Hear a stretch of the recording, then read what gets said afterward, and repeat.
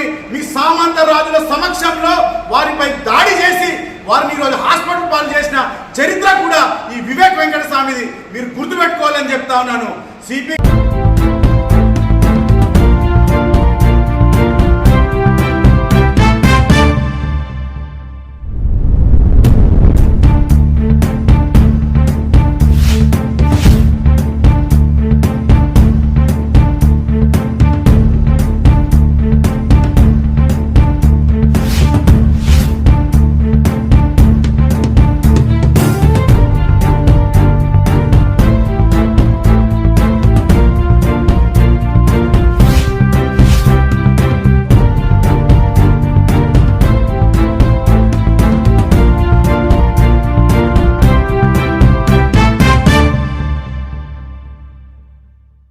మంచిర్యాల జిల్లా భీమారం మండల కేంద్రంలో బీఆర్ఎస్ పార్టీ కార్యాలయంలో ఏర్పాటు చేసిన మీడియా సమావేశంలో బీఆర్ఎస్ నాయకులు డాక్టర్ రాజా రమేష్ మాట్లాడుతూ ఇటీవల బీఆర్ఎస్ పార్టీ మండల అధ్యక్షుడు కలగూర రాజకుమార్ జోడువాగుల బ్రిడ్జ్ నిర్మాణం త్వరగా చేపట్టాలని కాంగ్రెస్ ప్రభుత్వం ఏర్పడి 6 నెలలు గడుస్తున్నప్పటికీ చెన్నూరు శాసనసభ్యులు వివేక్ వెంకటస్వామి నియోజకవర్గ అభివృద్ధి విషయంలో దృష్టి పెట్టలేదని సోషల్ మీడియా వేదికగా ప్రశ్నించారు.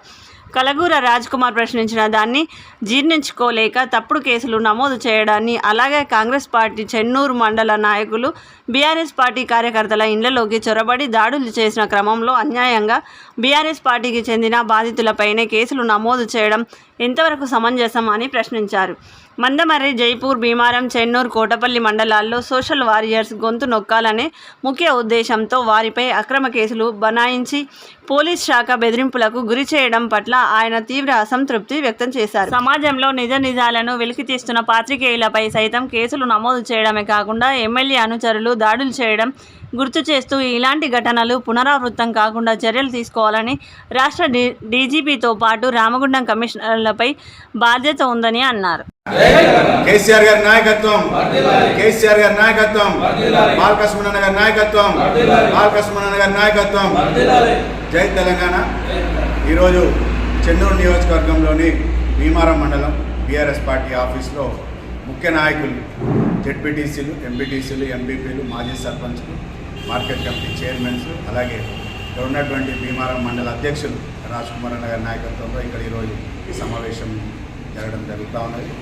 ముఖ్య ఉద్దేశం ఏంటంటే ఈ జోడువాగుల బ్రిడ్జ్ ఏదైతుందో ఆ బ్రిడ్జ్ పనులు కావట్లేదు, ఆ బ్రిడ్జ్ పనులు చేయండి అని చెప్పి సోషల్ మీడియా వేదికగా ఒక మండల అధ్యక్షులు రాజ్కుమార్ గారు ఈరోజు ప్రశ్నించినందుకు ఎక్కడో ఒక పదజాలం తప్పుగా వాడారు అనే ఒక చిన్న సాకు చూపెట్టి ఈరోజు రాజ్కుమార్పై తప్పుడు కేసు బరాయించడం నిజంగా పోలీసు వాళ్ళకి సిగ్గుచేటు చర్యగా నేను భావిస్తూ ఉన్నాను.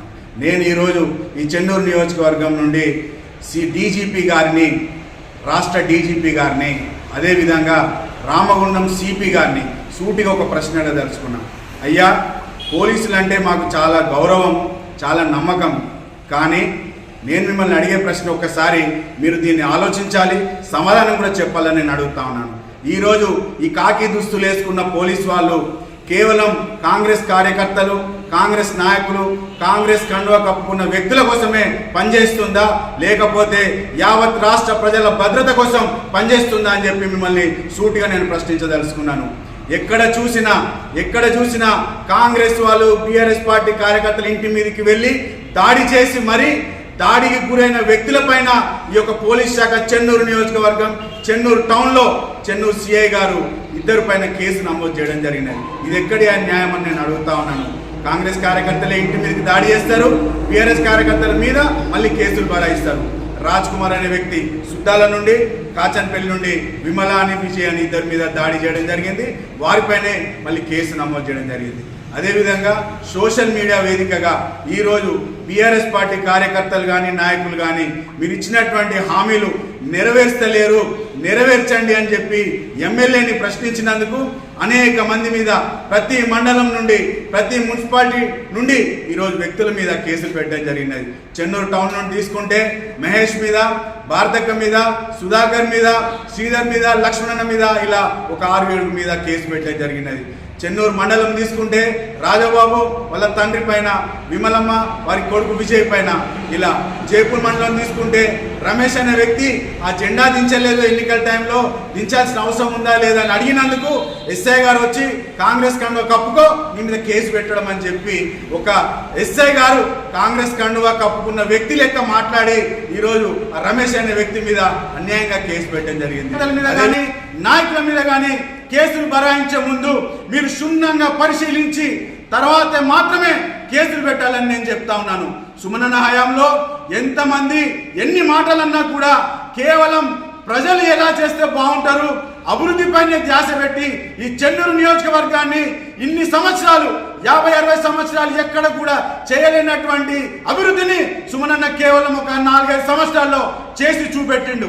అభివృద్ధి పైన ధ్యాస పెట్టిండు తప్ప ఇలాంటి చిల్లర వ్యక్తుల మీద ఏ రోజు దృష్టి పెట్టలేదు.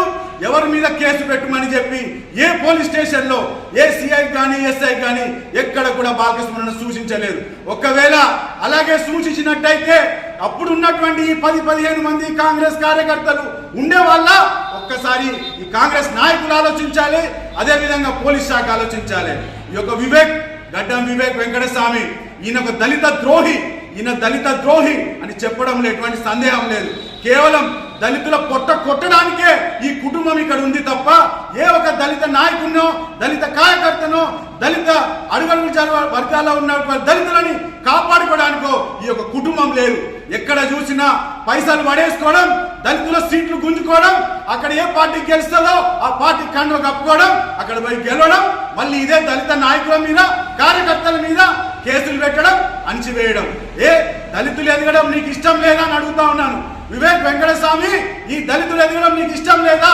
నీ కొడుకులు కావాలి, నీ అన్న కావాలి, మీ నాన్న వెళ్ళిండు, వాళ్ళ మీ మనవలు రావాలి. అంటే మీ కుటుంబం మాత్రమే ఈ దళిత కుటుంబాల్లో మంచి కుటుంబం మీరు అనుకుంటున్నారా? మీరు చేసిన సేవలు ఏంటిదో అందరికీ తెలుసు. కేవలం మీరు విశాఖ ఫండ్లో వచ్చే సిఎస్ఆర్ ఫండ్ నుండి మాత్రమే మీరు ఈ చారిటబుల్ యాక్టివిటీస్ చేస్తారే తప్ప మీ సొంత పైసలతోని ఈ యొక్క ఫండ్ తప్ప ఎక్కడ కూడా ఏ పైసలు మీరు వినియోగించారనే వాస్తవాన్ని మీరు గమనించాలి.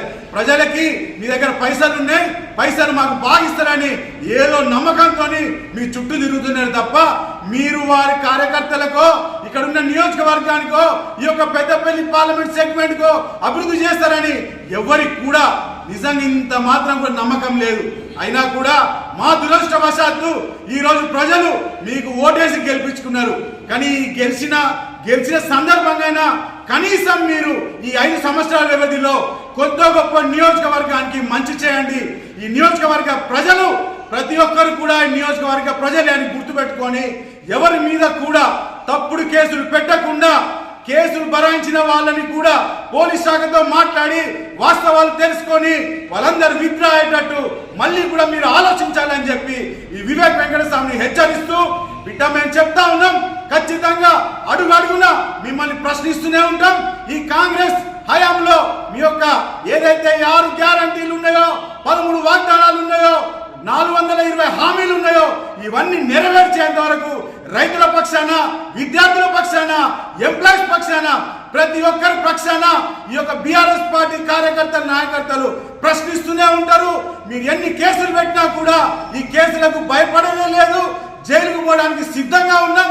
ఖచ్చితంగా మళ్ళీ కేసీఆర్ సార్ని గెలిపించుకొని ఈ గద్దె మీద కూర్చోబెట్టుకొని రాష్ట్ర ప్రజల అభివృద్ధి చెందేంత వరకు ఖచ్చితంగా మేము మిమ్మల్ని ప్రశ్నిస్తూ ప్రయాణిస్తూనే ఉంటామని చెప్పి మీకు తెలియజేస్తూ జై తెలంగాణ, కేసీఆర్ గారి నాయకత్వం, సుమనన్న గారి నాయకత్వం, జై తెలంగాణ.